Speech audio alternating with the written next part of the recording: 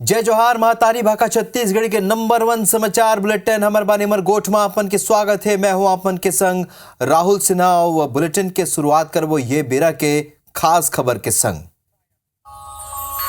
तो सबले पहले खास खबर है डिप्टी सीएम विजय शर्मा ले जुड़े हुए जोन कहीं है कि राजनांदगांव में भूपेश बघेल ला वोट देना मतलब मोहम्मद अकबर और एजाज ढेबर ला वोट देना है। चुनाव के ठीक एक दिन पहले फिर हिंदुत्व के मुद्दा उठे हैं। राजनांदगांव लोकसभा क्षेत्र से भूपेश बघेल लड़ रहे हैं। इनको वोट देना यानी कि मोहम्मद अकबर को वोट देना। और दूसर खास खबर है छत्तीसगढ़ के हाई प्रोफाइल सीट राजनांदगांव समेत महासमुंद और कांकेर में काली वोटिंग हुई और पूर्व मुख्यमंत्री डॉक्टर रमन सिंह भूपेश बघेल ऊपर निशाना साधीन है और कहीं ने कि राजनांदगांव के सबो 8 विधानसभा सीट में कांग्रेस की हालत खराब है। बुरा तरीका ले भूपेश बघेल हार ही। कांग्रेस प्रदेश अध्यक्ष दीपक बैज कही ने कि राजनांदगांव में बीजेपी डराए हुए है। सबो 11 सीट में कांग्रेस के जीत हुई। तीसर खास खबर बीजेपी के विधायक ईश्वर साहू महासमुंद के कांग्रेस प्रत्याशी ला बतई से बरसाती मेढक कहीं जब साहू समाज के बेटा के हत्या हुई रहीस तब कहां रहीस ताम्रध्वज साहू। आज अपन आप ला साहू समाज के हितैषी बताते ताम्रध्वज साहू पलटवार करीने चुनाई में ईश्वर साहू के इस्तेमाल बीजेपी करत है। चौथा खास खबर है 3 सीट में चुनाई के ठीक पहली कांग्रेस ला फिर बड़े झटका लगे। किसान कांग्रेस के प्रदेश अध्यक्ष रामविलास साहू पीसीसी चीफ दीपक बैज ला इस्तीफा सौंपिन है, चिट्ठी लिखिन है। कांग्रेस पार्टी मूल उद्देश्य ले भटके हुए अपन चिट्ठी में लिखिन है। हिंदू विरोधी निर्णय पार्टी में ले जाते पदाधिकारी मन की उपेक्षा हुआ थी।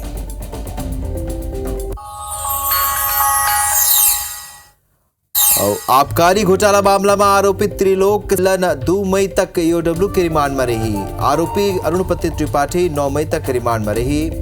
इति महादेव घोटाला ऐप मामला में निलंबित आरोपी एएसआई चंद्रभूषण वर्मा हवाला कारोबारी सुनील दम्बानी सतीश चंद्राकला कोर्ट 30 अप्रैल तक पुलिस रिमांड में ईओडब्ल्यू ला सौंप दे।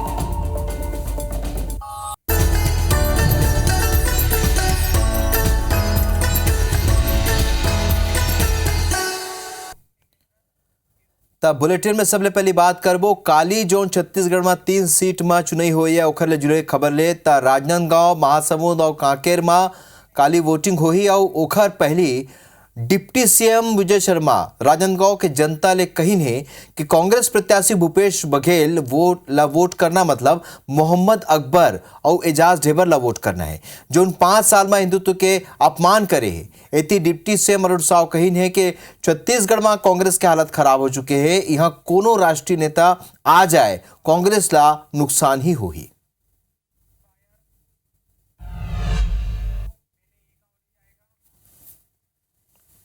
राजनांदगांव लोकसभा क्षेत्र से भूपेश बघेल लड़ रहे हैं। इनको वोट देना यानी कि मोहम्मद अकबर को वोट देना। इन्होंने सरकार नहीं चलाई, सरकार चलाई है अकबर ने ढेबर ने। और उनकी जो सरकार चली है तो क्या अंधाधुन हुआ है सब जान रहे हैं।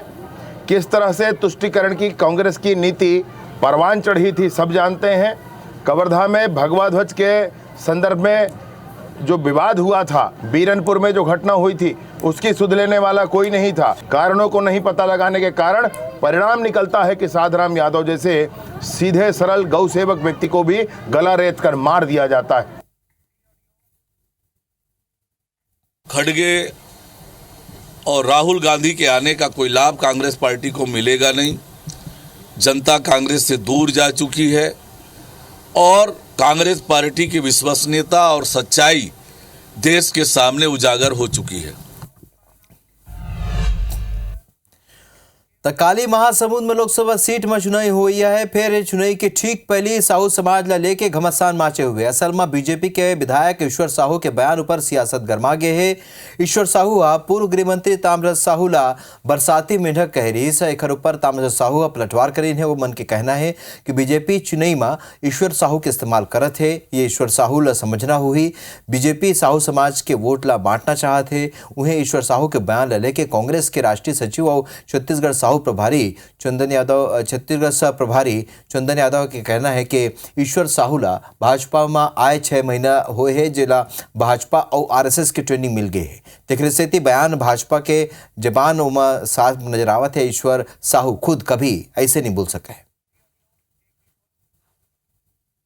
कांग्रेस के शासन में ताम्रध्वज साहू गृह मंत्री रही, लेकिन ना तो वो अपराध ला रोके की कोशिश करी। स्वार्थ के लिए जब चुनाव आते, जब तरह तरह की बातें आते, लोग कहावत में एक है ना, बरसाती मेढक, जो जैसी बरसात चालू होती कि टहर टहर चिल्लाना चालू कर देते, फिर पूरे साल भर दिखाई नहीं दे।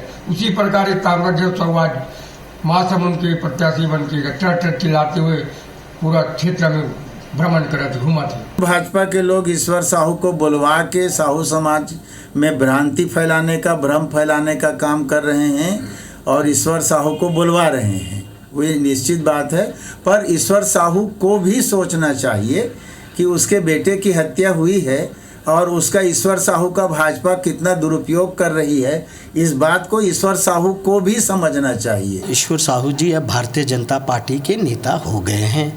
उनकी ट्रेनिंग भारतीय जनता पार्टी और आरएसएस में हो गई है। वो वही भाषा बोल रहे हैं जो वहाँ उन्होंने सीखा है।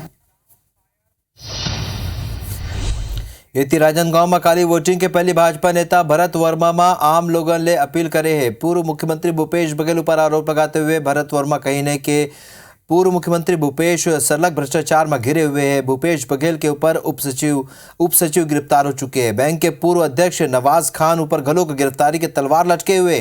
जिला सहकारी केंद्रीय बैंक के पूर्व अध्यक्ष ऊपर संगीन आरोप हवाए। इस प्रदेश के पूर्व मुख्यमंत्री भूपेश बघेल लगातार भ्रष्टाचार के आरोप में घिरे हुए और राजनांदगांव लोकसभा से उम्मीदवार है। आप सबको मालूम है, इस प्रदेश में 16 माह से इसके पूर्व उप सचिव गिरफ्तार है, लगातार भ्रष्टाचार के आरोप में गिरफ्तार है। एक तरफ अभी आप सब लोग देखें राजनांदगांव में यहाँ के पूर्व जिला सहकारी केंद्रीय बैंक के अध्यक्ष नवाज खान के ऊपर भी लगातार भ्रष्टाचार के आरोप लगे हुए हैं। मैं आम जनता से अपील भी करना चाहूंगा, क्योंकि इस प्रदेश में भूपेश बघेल यानी छत्तीसगढ़ को लूटने वाले एक तरफ नवाज खान है, एक तरफ सौम्या चौरसिया है। क्या हम इसको वोट देंगे? ये 3 निलंबित आरक्षक पूर्व मुख्यमंत्री भूपेश बघेल के खिलाफ मोर्चा खोल दे है और राजनांदगांव लोकसभा क्षेत्र में पहुंच के यहाँ के जनता ले भूपेश बघेल ला वोट नहीं दे के अपील करत है। निलंबित आरक्षक भूपेश बघेल ऊपर आरोप लगाइन है कि भूपेश बघेल ओखर जीवन बर्बाद कर दे है।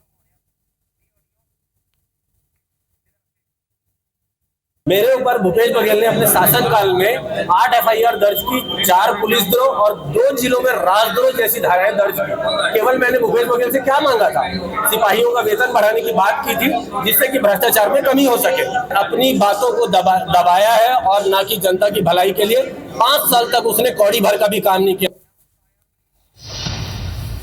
राजनांदगांव लोकसभा के खैरागढ़ विधानसभा के अंतर्गत जाल बांधा में पोस्टर विवाद आगू है। यहाँ कुछ पोस्टर लगाए गए हैं जिसमें पूर्व मुख्यमंत्री और राजनांदगांव लोकसभा ले कांग्रेस के प्रत्याशी भूपेश बघेल के कार्यकाल में हुए दुष्कर्म के मामला ऊपर कटाक्ष करे गए।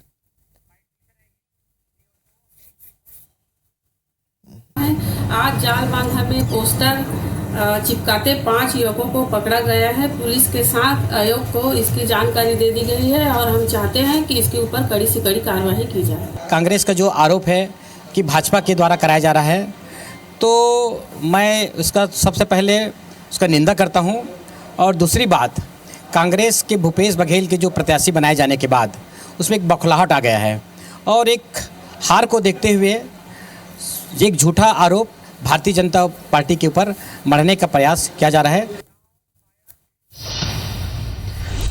धर्मांतरण और आदिवासी इलाका में ईसाई धर्म के प्रचार प्रसार के आरोप झिलत केशकाल बीजेपी विधायक नीलकंठ टेकाम कांग्रेस के नेता और पूर्व विधायक संतराम नेताम के चैलेंज ला पूरा कर ले है। आज बीजेपी विधायक सपरिवार भगवान सत्यनारायण के कथा के आयोजन कर रही है। टेकाम जी हमारे साथ इस वक्त फोन लाइन पर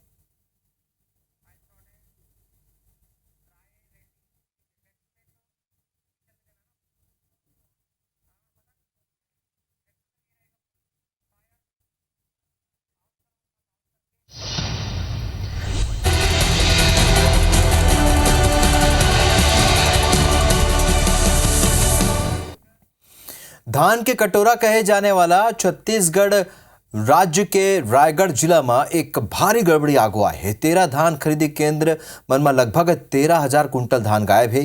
का है ये पूरा मामला, देखो ये एक्सक्लूसिव रिपोर्ट में।